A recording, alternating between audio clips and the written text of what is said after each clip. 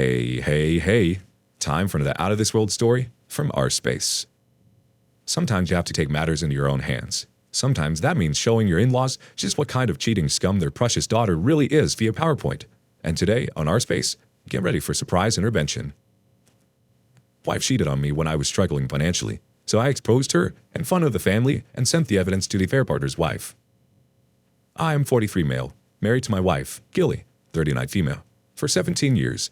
We have 2 boys, 15 and 12. It feels so strange to read about my marriage after being together for 17 years. Like any other relationship, our marriage also has its share of highs and lows. It was not anything major for the first 10 to 11 years, but 6 years back, we faced a major setback in life. My warehouse got fire. The insurance did cover for the losses, but it took me years to bounce back. Just before that accident, we had bought a new house which was on a mortgage. We had to sell the house and go back to the previous one. I had to sell my car because we couldn't afford 2. Gilly didn't agree on selling hers, so I had to sacrifice mine.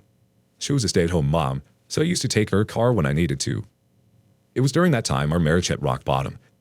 Gilly was not in a mood to compromise her lifestyle. We were living a pretty decent life before this crisis hit.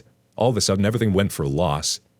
It was not only for her, it was for all of us, but she behaved as if she was the only one who was suffering. She refused to downgrade her amenities, be it her car or her shopping spree or her monthly spa and maintenance sessions. I had to juggle multiple responsibilities at this time. It was not only about setting up the business from scratch, but along with that, I had to ensure food on the table and not to mention the school expenses for the 2 children. Instead of being understanding and supportive, Gilly acted as a whining witch. Her attitude pissed me off. She also got resentful of me. I got distant from her. She used to gaslight the situation to play the victim. She didn't understand why I was subtly cold. She didn't even try to understand. All she did was badmouth me in front of her family, and they came ganging up on me for mistreating her. Ganging up in the sense they would come and unnecessarily poke their nose in my matters. Gilly has always been close to her family. She has this big and connected family tree. Her parents live next street, and 2 of her siblings are also put up within a mile's radius. Gilly had an irritating habit of involving her parents and siblings in her personal matters. I hated it so much. Not that her family was wicked or unfair towards me, yet I didn't like their involvement in her business. Whenever I resisted discussing my matters with them, she would say, "They are family, and family shares problems with each other." No doubt they would sometimes help me, but it also made me feel incompetent. Anyways, I was able to rebuild my business somehow. It took me 5 or 6 years, but I bounced back. With my business picking up the pace, I thought my personal life would also bounce back. We again started going out on vacations, spent weekends hiking, and went out for dinner and lunch. My children, who were also worried about our finances, were now slowly recovering from frugality. However, Gilly was still distant and cold. Last month was our anniversary, and this time I planned a surprise celebration for her in the same way as we used to have it earlier. I thought it would be a great way to rejuvenate our lost spark. She was delighted to have received all the gifts, and her love life did rekindle, but it was for a brief period. After a week, I went to square one. She was still the same. That was when I sensed that it had gone beyond the financial crisis. Until now, I was blaming the money promise to be the reason for our crumbling relationship, but now that it's sorted, the next evident reason that came to mind was obviously an affair. I started digging into the matter. I tried checking her phone, but it was password protected and I couldn't crack it. I paid close attention to her schedule. For all these years, I was ignorant to not notice the red flag. Or maybe after working 14, 16 hours a day, stooping on my wife was the last thing that came to mind. Now that I was relatively free, I started spending more time with my sons. In one of those conversations, I found out Gilly was going out every other afternoon and sometimes every day. I asked my kids if they knew where she was going, and they said they had no idea. Gilly never told them.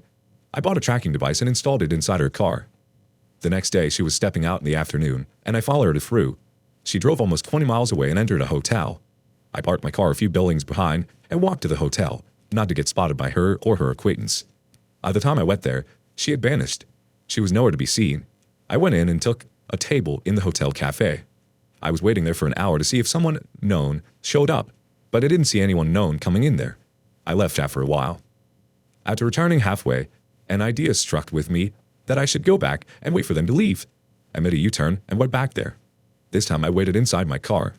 After an hour, she came out. That's when I saw Eve affair partner. I didn't recognize him. Beta E was someone she had befriended outside her social circle. I captured their photos and videos of hugging and kissing at the exit gate. She's indeed cheating on me, and I know for this that it has been going on for a long time, maybe since this downfall of my business to say the least. Though it is evident that she's fooling around with that man, it is not sufficient to confront her. She could come up with any excuse to cover this up, and I don't want to blow up my chances. I want something concrete, like their chats or videos, or their actual doing. I was searching for the various ways of doing that, and I landed upon this subreddit. Anyone have similar experiences or any idea on how I should proceed would really appreciate it. Thanks. Why would you come up with a way to cover it up when you have photos and video evidence? That seems like solid evidence of an affair to me. Update 1. Oh, well, thanks for the suggestions. One of the most common ideas I got from people was hiring a PI. I spoke to a few agencies to understand their process and their charges, but none of it was appealing. So I decided to try it on my own first, and if I didn't get any breakthrough, I'd hire a PI. One day, Gilly was busy in the kitchen. I hid my phone in the closet and asked Gilly for her phone to call on my number. She unlocked it and gave it to me without suspecting anything. I downloaded a hidden clone app on her phone. It took just about a few minutes and I was done. I then accessed her phone data remotely. The first thing I did was look up her chats.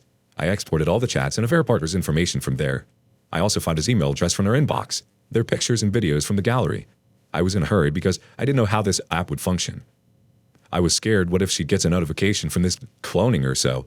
I wanted to gather as much information as possible. After receiving all the information from her phone, I went to my warehouse to read and review it closely. The chat was backed up from 6 months old, but it seemed like they had been seeing each other for years now. They both were showering their love with each other and talked dirty about their partners. It was also pretty evident that they weren't planning on getting married or getting a divorce from us. They were enjoying their time with each other and cursing their partners. They shared explicit pictures of themselves, but there was no video of them together.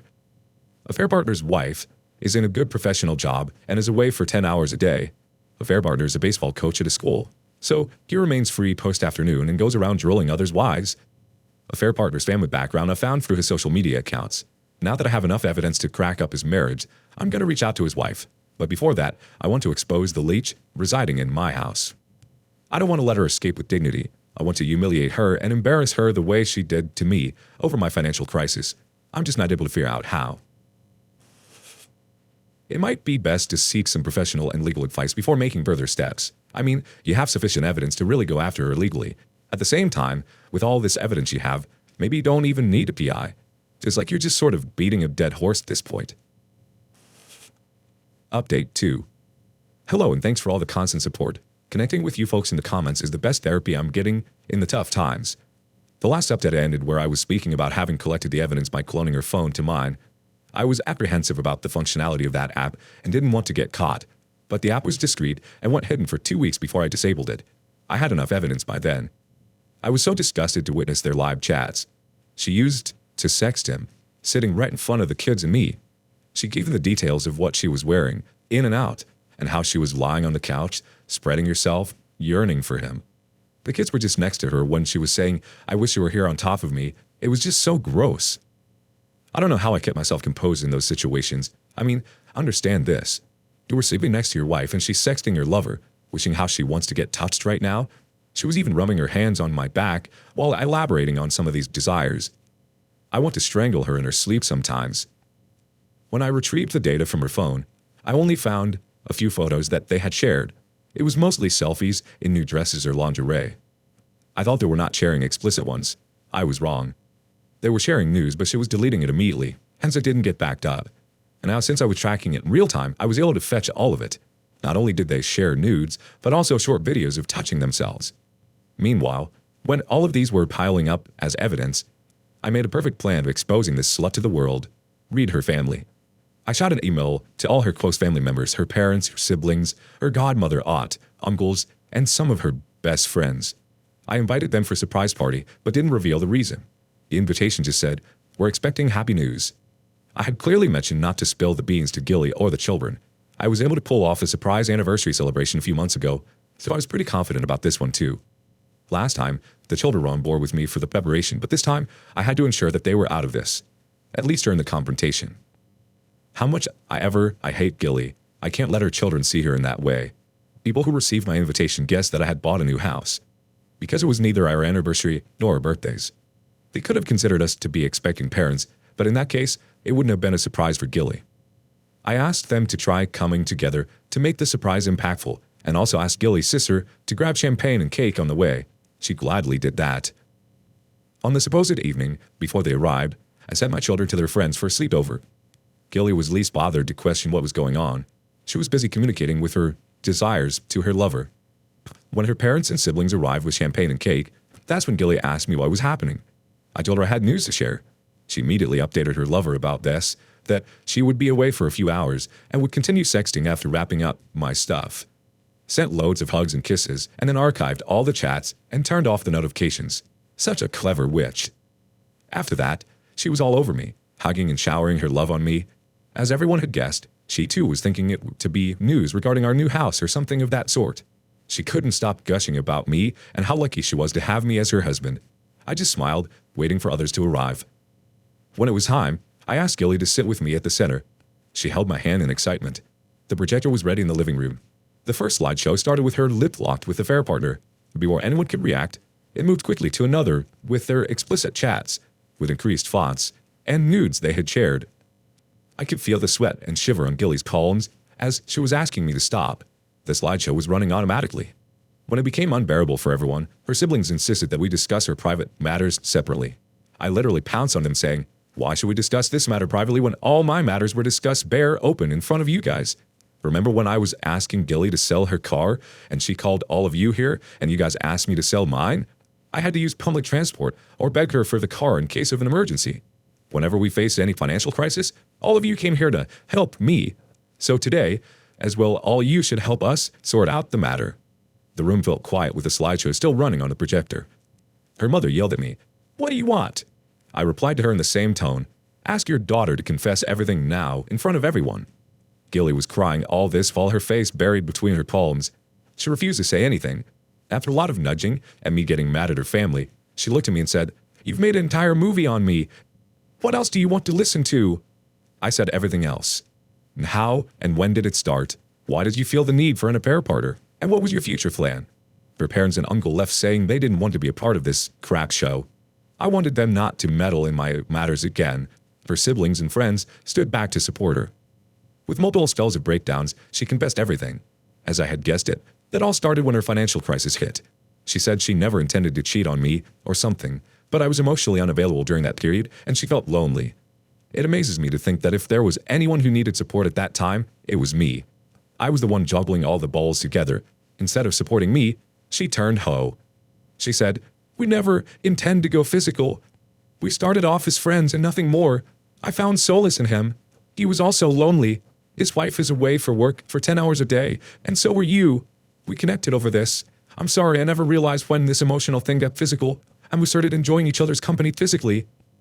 She went on and on, like, "I'm sorry, I'm a terrible person. Please don't show this to our children. They're gonna hate me. I'm a terrible mom and all that." Her friends and siblings were comforting her. Why? Because she was crying and pleading no one tried to understand my pain. I got the image of a bad guy because I humiliated my wife in front of everyone. She gave me a look. "What did you get by bringing this up in front of everyone? We could have sorted this out privately." I know there would be a lot of people here who would question me the same. I think I have given enough reason as to why I did this. I'm not going to defend myself further. I've been through enough. I've spent more than half of my life working my butt off for my family, and this is what I get in return. Now I don't care about anyone but myself and my well-being. Wow, yeah, that's one way to do it, OP. I mean, on one hand, it would be hard for a family member to see something like that, but at the same time, how can you sit back and still support your friend or your sister after finding out they cheated on their spouse?